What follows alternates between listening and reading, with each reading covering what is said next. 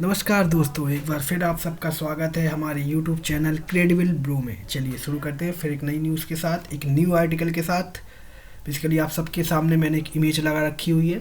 आप सबको नज़र आ रहा होगा। डोनाल्ड ट्रंप गुप्त रूप से रूसी जासूस है, पूर्व KGB एजेंट का विस्फोटक दावा। तो बेसिकली इसका मीन्स क्या है, तो हम उसी को ही ऑथेंटिकेट करने के लिए कुछ आर्टिकल्स पे जाने वाले हैं। जैसे कि ये जो आर्टिकल आपको मेरे सामने नज़र आ रहा है, बेसिकली ये जो आर्टिकल है ये आर्टिकल है द गार्जियन का, और इसमें आपको क्लियरली नज़र आ रहा होगा मेरे हिसाब से। The perfect target, Russian cultivated Trump S asset for 40 years x KGB spy. तो बेसिकली ये चीज़ बोली किसने है? जैसे इसका आप मान लीजिए ये बहुत ही बड़े और बहुत ही ताकतवर इंसान के ऊपर ये एक एलिगेशन टाइप का लगाना हुआ, राइट। जैसे कि US प्रेसिडेंट के ऊपर आप मतलब एलिगेशन ही है, प्रूफ नहीं हुआ है, तो वो एक टाइप का एलिगेशन ही है, राइट। तो वो एलिगेशन लगाया भी जिसने होगा, तो वो भी उसकी भी ऑथेंटिसिटी को चेक करने के लिए मैं आपको इस आर्टिकल के जस्ट नीचे ले जाना चाहूँगा। यहाँ पे आपको एक मिनट, यहाँ पे नहीं, इस वाली जो द हिंदू का ये आर्टिकल है, हिंदुस्तान टाइम्स का आर्टिकल है ये। तो यहाँ आपको नज़र आ रहा होगा, बेसिकली यहाँ पे द हिंदुस्तान टाइम्स का आर्टिकल है ये। और यहाँ पे आप नीचे आएंगे तो आपको नज़र आएगा कि ये जो दावा किया हुआ है वो बेसिकली किया हुआ है किसने? KGB के पूर्व चीफ ने, जो एक टाइम पे इनफैक्ट USSR के टाइम पर, जो कि KGB को लीड कर चुके हैं 1980 के आसपास, राइट। इन्होंने KGB को लीड किया हुआ है, ये KGB चीफ रह चुके हैं इन पास्ट। तो इन्होंने ये दावा किया हुआ है कि जो डोनाल्ड ट्रंप हैं वो बेसिकली एक KGB रशियन स्पाई हैं, जिनको बेसिकली कल्टीवेट किया हुआ है रसिया ने। तो ये उनका नाम क्या है? उनका नाम जो है, उनका नाम देखिए यहाँ पे आपको नज़र आ रहा होगा, यूक्रेन डेली की post cited of Facebook post by एनुअल अनूर मुसायब। उनका नाम है अनूर मुसायब। और जो ये नाम मैं आपको बता रहा हूँ, ये बेसिकली KGB, जो KGB हो गई जैसे, और रॉ हो गई, और ISI हो गई जैसे पाकिस्तान की, मोसाद हो गई जैसे इज़राइल की, और भी सारी जैसे MI6 हो गई UK की, जैसे बहुत सारी जो स्पाई एजेंसीज़ हैं, उसमें इनका जो नाम है ये अपने आप में बहुत जाना माना नाम है। और इनके हिसाब से ही इस चीज़ को एलाइट किया गया है, और एक टाइप से एलिगेशन लगाया गया हुआ है इनके ऊपर कि जो ट्रम्प हैं वो बेसिकली रशियंस के एज अ कल्टिवेटेड स्पाई हैं, जिन्होंने रशियंस ने, जो कि डोनाल्ड ट्रंप को एज अ स्पाई भेजा हुआ US में कि वो रशियंस इंटरेस्ट को सेफ गार्ड कर सकें।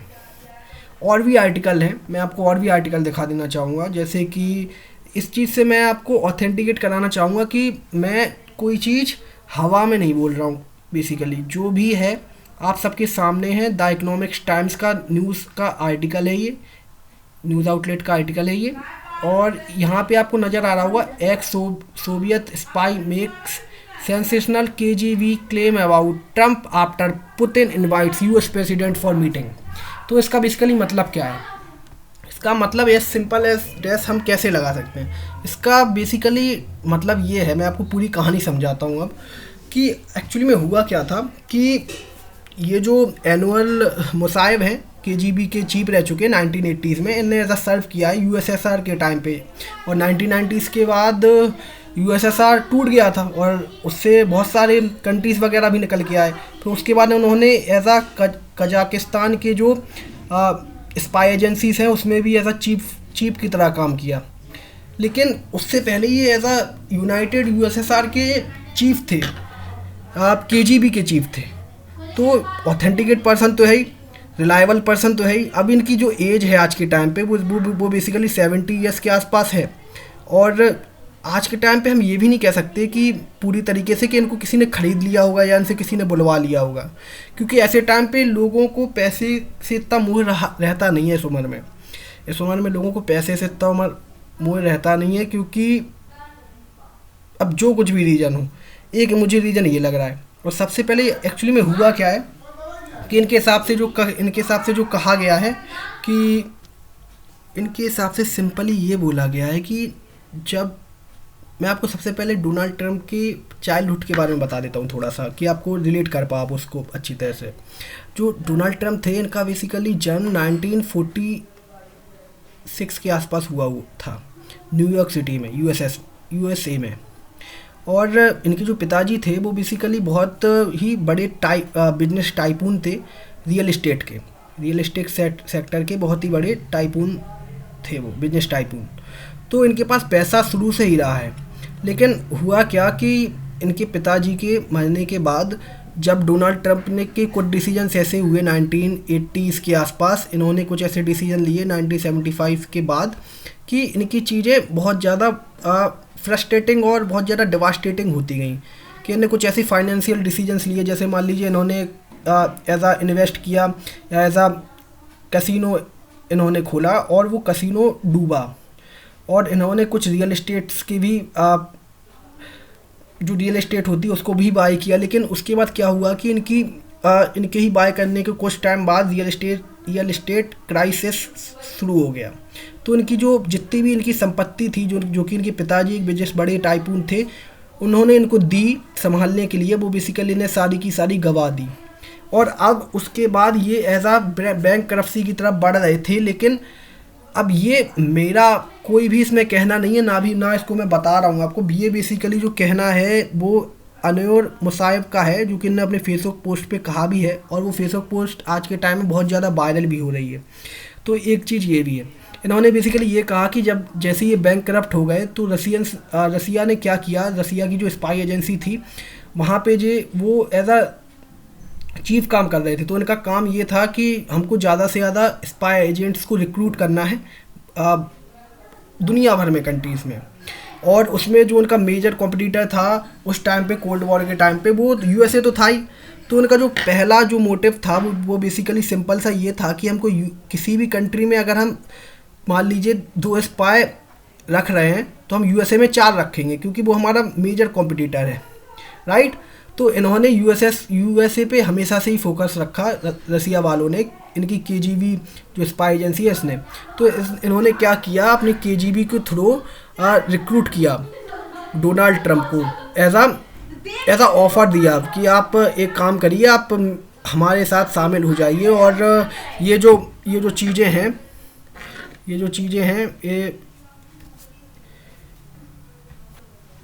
तो हुआ क्या कि जैसे कि इन्होंने डोनाल्ड ट्रंप को कुछ ऑफर्स दिए केजीबी वालों ने कि आप एक काम करिए, आप बैंक करप्ट हो चुके हैं और हम आपको कुछ ऑफर्स देते हैं, जैसे कि हम आपको कुछ पैसे वगैरह से मदद करते हैं और डॉलर से मदद करते हैं, आप हमारे साथ शामिल हो जाइए और हम आपसे कुछ भविष्य में कुछ ऐसी चीज़ें आप करवाएंगे जो कि आपको करनी पड़ेंगी, राइट। अब इसका ये मतलब नहीं कि वो कुछ गलत करवाएंगे, कोई मर्डर वगैरह करवाएंगे। वो बेसिकली बस इतना चाहते थे कि हमको यूएसए की जो इंटरनल लेवल की जो इन्फॉर्मेशन है वो हमें गैदर होती रहे रसिया वालों को। तो उन्होंने इस वजह से एज आ डोनाल्ड ट्रंप को एज आ स्पाई एजेंट रिक्रूट किया 1980s के आसपास। और ये चीज़ यही आर्टिकल अकेले नहीं बोल रहा है जो कि अभी पब्लिश हुआ है। जब ये इन फर्स्ट टाइम जब ये एक मिनट में इसको मिटा देता हूँ। जब ये इन फर्स्ट टाइम 2016 के आसपास 2021 में भी एक आर्टिकल पब्लिश हुआ था इनके लिए कि ये बेसिकली एक स्पाई एजेंट हैं। और इन्होंने उसने भी जो डेट मेंशन की थी वो बेसिकली 1977 के आसपास की थी। तो और जो ये अरनोर मुसायब हैं केजीबी एक्स चीफ एज आ सर्व किया है इन्होंने, तो इन्होंने भी वही डेट एज आ उसी के ही आसपास की राउंड फिगर की डेट को मेंशन किया हुआ है यहाँ पे। तो ये चीज़ थोड़ी सी कंसर्निंग तो है मेरे लिए भी और यूएस के लिए तो एज आ अबाउट है। लेकिन एक मुझे चीज़ यहाँ पे ये भी समझ आ रही है कि यूएस कोई छोटा मोटा कंट्री नहीं है या वो कोई छोटा मोटा देश है नहीं। और वहाँ पे जो प्रेसिडेंट है उसके पास एज आ जो लास्ट पावर, जो सबसे ज़्यादा मेजर पावर रहती है वो वहाँ पे बेसिकली प्रेसिडेंट के पास ही रहती है, जैसे हमारे यहाँ प्राइम मिनिस्टर के पास रहती है। तो जो वहाँ के एज आ सीक्रेट एजेंट्स होंगे या सीक्रेट सर्विसेज होंगी यूएसए की, तो उन्होंने इस चीज़ को पहले ही भांप लिया होगा जब डोनाल्ड ट्रंप पहली बार में ही एज आ यूएस प्रेसिडेंट वहाँ पे आए हुए थे। अगर उन डोनाल्ड ट्रंप के बैकग्राउंड के बारे में पहले से ही अगर कोई भी ऐसी चीज़ इन्हें मिली होती तो ये ट्रंप को बनने ही नहीं देते और प्रेसिडेंट। और अगर ये प्रेसिडेंट बने हैं तो एक चीज़ मुझे ये भी नज़र आ रही है।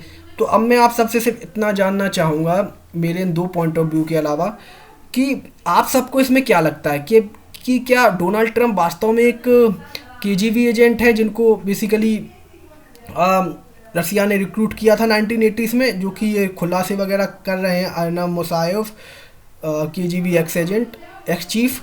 तो इनकी बात आपको सच लग रही है या आपको ये लग रहा है कि जो वहाँ की बिग सीक्रेट एजेंसीज हैं उनकी आपकी जो ऑथेंटिक इन्फॉर्मेशन है वो आपको सही लग रही है? क्योंकि वो किसी भी रसियंस को एज आ अपनी सबसे बड़ी और प्रशासनिक पोस्ट पर कभी भी नहीं बैठने देंगे वहाँ के अमेरिकन। आप सबको लगता है कि जैसे मैं एग्जाम्पल दूँ आपको, थोड़ा सा आपको अजीब लगे तो मैं माफ़ी चाहूँगा, जैसे कि अगर फॉर एग्जांपल समझो कि कोई पाकिस्तान से आईएसआई से ताल्लुक़ रखता है, ठीक है, और क्या आप उसको एज आ प्राइम मिनिस्टर या एज आ डिफेंस मिनिस्टर कभी बनना चाहोगे, बनना देखना चाहोगे? आपको कैसा लगेगा? तो वैसा ही सेम चीज़ वहाँ पे अमेरिकन को भी लग रहा होगा in case of Russia.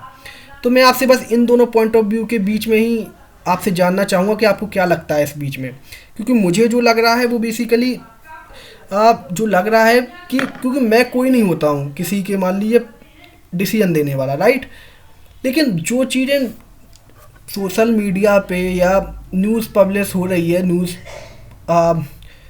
Publishers के पास, जैसे कि इंडिया टुडे है और द गार्जियन हो गया, या और भी हैं जैसे कि इकोनॉमिक्स टाइम्स है, या और भी हैं हिंदुस्तान टाइम्स, इन सब में जो चीज़ें हो रही हैं और जो ऑथेंटिक पर्सन है इनका भी कोई ऐसा महत्व है, तो मुझे वो दोनों चीज़ें समझ में आ रही है। तो मैम इस चीज़ को मैं आपसे बेहतर तरीके से जानना चाहूँगा कमेंट सेक्शन में कि आपको क्या लगता है।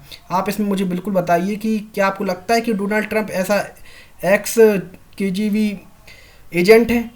क्योंकि कई बार ऐसा भी हुआ है, आपने देखा होगा कि ये पुतिन को लेकर हमेशा ही बहुत ज़्यादा हम्बल रहे हैं। इन्होंने पुतिन के बारे में एक टाइम पे इन्होंने जेलेस्की के बारे में तो एज अ डिक्टेटर बोल ही दिया था कि वो एक डिक्टेटर है जो कि चुनाव नहीं करवा रहा है, वहाँ पे बेसिकली बैठा हुआ है। लेकिन जब इनसे पूछा गया एक न्यूज़ रिपोर्टर्स के थ्रू कि क्या आप व्लादिमीर पुतिन को एज अ डिक्टेटर बोलेंगे, तो उन्होंने साफ तरीके से इनकार कर दिया और ना बोला उसको।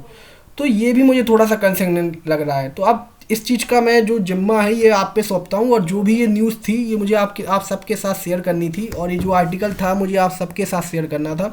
तो इसी के साथ मैं आप सबसे लेना चाहूँगा अलविदा। हम सबकी मुलाकात होगी अगले सेशन में। जय हिंद, जय भारत।